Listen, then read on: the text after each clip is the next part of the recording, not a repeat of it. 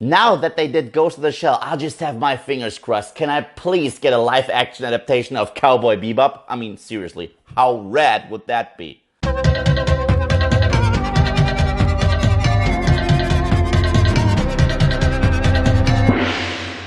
Ghost in the Shell. Now, Ghost in the Shell is a live-action adaptation of the anime classic starring Scarlett Johansson.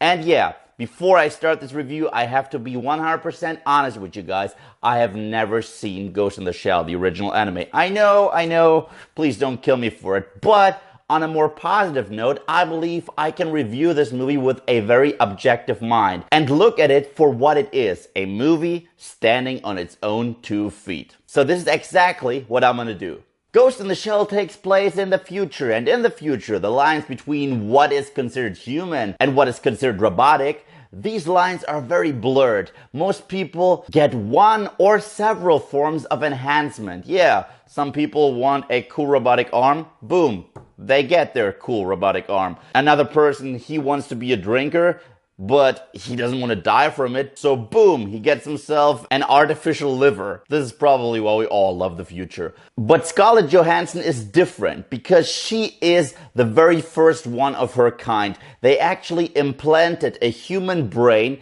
inside a machine. And now she is not really human, she's not really robotic, she is kind of both. And of course, with that super technology, they turn her into a weapon to take out terrorists. And while she hunts down a very particular terrorist, she does learn a lot about her past and starts questioning everything and everyone. Now, as I said, going into this movie, I had never seen the anime. I saw bits and pieces, trailers, and pictures in magazines, but I never really saw the movie. And I have to admit, this movie does feel like an anime. Visually, this movie is absolutely spectacular. I believe they did an amazing job giving me the feel of an anime. They portrayed that world so well. The style, the feel, the atmosphere, everything feels like an anime, and that is the biggest compliment I can give the movie. Because so often have we witnessed attempts to adapt an anime and it always looked like shit. I'm looking at you, Dragon Ball Evolution. Ugh. And this world is absolutely intriguing. It's a mix between Blade Runner, RoboCop, and several other sci-fi giants. But it does have enough originality to become a unique experience. And I definitely recommend that you guys go and see it in IMAX because, like I said, the visuals are out of this world. The action sequences in this film are also terrifically handled. Scarlett Johansson, we all know that she can commit to action. I mean, she's been playing Black Widow for what, like 7 years now? So yeah, she completely kicks ass. And I loved her character because first time we meet her,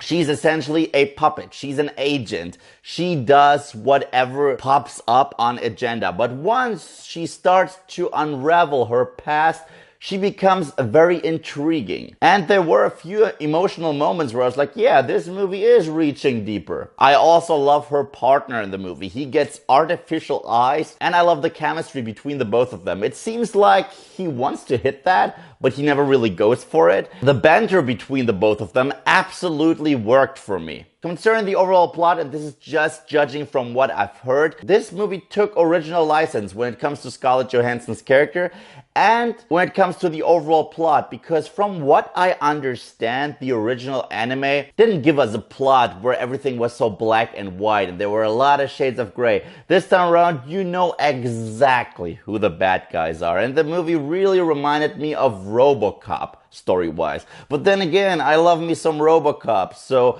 it worked for me. And me being a hater of CGI, I have to admit the CGI in this movie worked perfectly. It just supported the entire futuristic atmosphere. However, I gotta admit, all the little twists and turns that the movie threw at me weren't really twists or turns because I saw them coming. The first act was really intriguing because it sucked me into its world from the get-go. The second part did drag on quite a bit, but the finale, once again, I thoroughly enjoyed, and I don't even know if they will turn this into a franchise, but I believe this is a great example of turning an anime into a live action feature, even though I haven't even seen the anime, just stylistically speaking.